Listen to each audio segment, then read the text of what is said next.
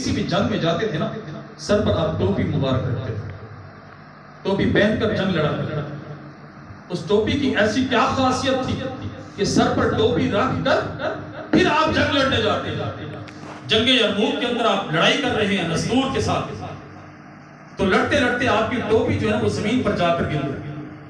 نستور پہلوان جیسے لڑائی کا مارکا ہو رہا تھا، اس نے آپ کو گرایا زمین پر اور آپ کی نہ چھاتی پر آ کر بیٹھ گیا، لیکن آپ کو پھر بھی اس نستور پہلوان کی پرواہ نہیں ہے کہ ایک کافر میری چھاتی پر بیٹھا، لیکن برابر یہی آواز دے رہے ہیں کہ دوستو میری ٹوپی اٹھا کر دو، میری ٹوپی اٹھا کر دو۔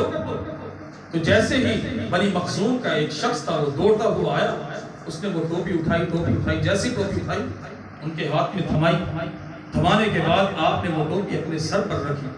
سر پر رکھنے کے بعد ایسی ان کے اندر جان آئی نا حضرت خالد بن ولید کے، اس نستور پہلوان کو پچھاڑ دے کر اس کو واصل جہنم کر دیا۔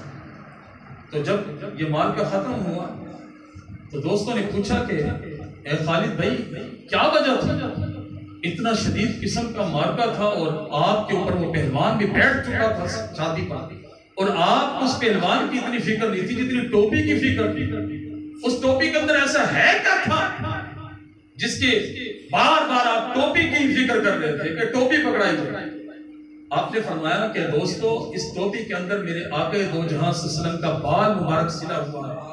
میں جب بھی یہ ٹوپی پہن کر جاتا ہوں کسی مارکہ سے ایسے خالی نہیں آتا، جیت کر آتا ہوں۔ یعنی آقا دو جہاں صلی اللہ تعالیٰ علیہ وبارک وسلم بال مبارک سے اتنی محبت کہ حجام جب آپ کے بال کاٹا کرتا تھا، روایت کے اندر آتا ہے کہ چاروں طرف صحابہ کرام کھڑے ہو جاتے تھے، مجال ہے کہ کوئی سر کا بال یا داڑھی مبارک کا بال زمین پر گر جائے، کوئی بھی بال زمین پر نہیں گرتا۔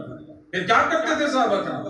دیکھیں آقا سے اتنی محبت کہ کوئی بھی بیمار کسی صحابی کے پاس آتا ہے شفا کے لیے، یا کوئی دم کر دو یا کوئی ایسی چیز دے دیں، لیکن وہ صحابہ کیا کرتے تھے؟ اس بال کو پانی کے اندر ڈبو کر وہ پانی اس مریض کو دیا جاتا تھا۔ روایات کے اندر آتے ہیں حدیث پاک، وہ پانی کے اندر ڈبو دیا جاتا تھا بال مبارک، جس کو پلایا جاتا تھا اللہ شفا عطا فرماتا۔ سبحان اللہ! یعنی میرے آقا کے بالوں میں بھی اتنی برکت، اور یہ صحابہ کرام کی محبت ہے۔ تو صحابہ کرام اتنی محبت کرتے تھے میرے آقا سے کہ وضو بھی کرتے تھے، وضو کا پانی زمین پر نہیں جاتا۔ تو اسی وجہ سے دوستوں کہ آقا سے محبت کریں تو سچی کریں۔ 25 سپارے کے اندر رب نے قرآن پاک کے اندر فرمایا قُلْ لَا أَسْأَلُكُمْ عَلَيْهِ أَجْرًا إِلَّا الْمَوَدَّةَ فِي الْقُرْبَى۔ اے محبوب ان سے کہہ دیجئے کہ میں تم سے کوئی اجرت طلب نہیں کرتا، یہ جو میں نے دین پھیلایا ہے، اسلام پھیلایا ہے، اسلام کی تبلیغ کی ہے، رب کا قرآن کہہ رہا ہے لا اسألکم، میں تم سے کوئی سوال نہیں کرتا، کوئی اجرت طلب نہیں کرتا، الا المودۃ، ایک ہوتی ہے محبت، ایک ہوتی ہے مودت۔ مودت جو ہوتی ہے ٹوٹ کر چاہنا، دل و جان سے چاہنا۔ رب کا قرآن کہہ رہا ہے الا المودۃ، مگر کیا ہے کہ دل کے اندر محبت ہو، الا المودۃ فی القربى، جس کی محبت ہو جو میرے قرابت دار ہیں، میرے قربت والے ہیں، ان سے محبت کر لو، یہی میری اجرت ہے۔ اب دیکھنا یہ ہے کہ میرے آقا کے قرابت دار کون ہیں، میرے آقا کے قریب کون ہیں۔ میرے آقا کے قریب حضرت امام حسن و حسین، حضرت مولا علی مشکل کشا، حضرت بی بی فاطمہ الزہرا سلام اللہ علیہ، تمام صحابہ کرام، ابوبکر صدیق رضی اللہ تعالیٰ عنہ، حضرت عمر فاروق، حضرت عثمان غنی، حضرت مولا علی مشکل کشا، 1,24,000 پیغمبر بھی تھے، صحابہ کرام بھی تھے، ان کی محبت بھی میرے آقا کے ساتھ۔ تو پھر جو ان سے محبت کرے گا، صحابہ سے محبت کرے گا، اہل بیت سے محبت کرے گا، پھر اہل بیت سے محبت کے بعد آقا سے سچی محبت کرے گا، پھر کیا ہوگا؟ یحببہ اللہ، اللہ بھی اس سے محبت کرے گا۔ جب اللہ کی محبت ہوگی دلوں کے اندر، اللہ جب اپنے بندے سے محبت کرے گا، پھر کیا ہوگا؟ اس کے سارے کام بگڑتے ہوئے نا وہ سنورتے جائیں گے۔ جب آقا سے محبت ہوگی، رب سے محبت ہوگی، سارے بگڑے کام جو ہیں وہ سنور جائیں گے۔ سامعین محترم، تو آقا سے سچی پکی محبت اپنے دلوں کے اندر سب سے پہلے نماز کی محبت دے، نماز خود بھی پڑھیں، اپنے بچوں کو بھی تلقین کریں نماز پڑھنے کی، اپنے بچوں کے دلوں کے اندر محبت مصطفیٰ پیدا کریں۔ آج کوئی غازی ممتاز قادری کو جانتا تھا؟ کوئی نہیں جانتا تھا، یہ آقا کی محبت کی وجہ سے سمجھا۔ غازی الدین شہید کو کوئی جانتا تھا؟ کوئی نہیں جانتا تھا، یہ آقا سے سچی محبت تھی تو جانتے ہیں۔ غازی عامر چیمہ سے کوئی جانتا تھا؟ کوئی نہیں جانتا تھا، آقا سے سچی محبت تھی تو سب کی زبان پر عامر چیمہ کا نام بھی ہے، غازی ممتاز قادری کا نام بھی ہے، غازی الدین شہید کا نام بھی ہے، یہ آقا سے سچی محبت تھی تو ان کا نام۔ آخری بات کرنے میں اجازت چاہتا ہوں، میں مدینہ شریف میں تھا، محبت کے حوالے سے بات ہو رہی 2016 کے اندر، میں زیارتوں کے لیے جا رہا تھا، گاڑی میں بیٹھا تو ایک شخص نے نا ایک پتھر اٹھایا ہوا ہے ڈبی کے اندر، پتھر، تو پتھر نا پانی پانی ہو چکا تھا، جیسے رو رہا ہو، پتھر رو رہا ہو۔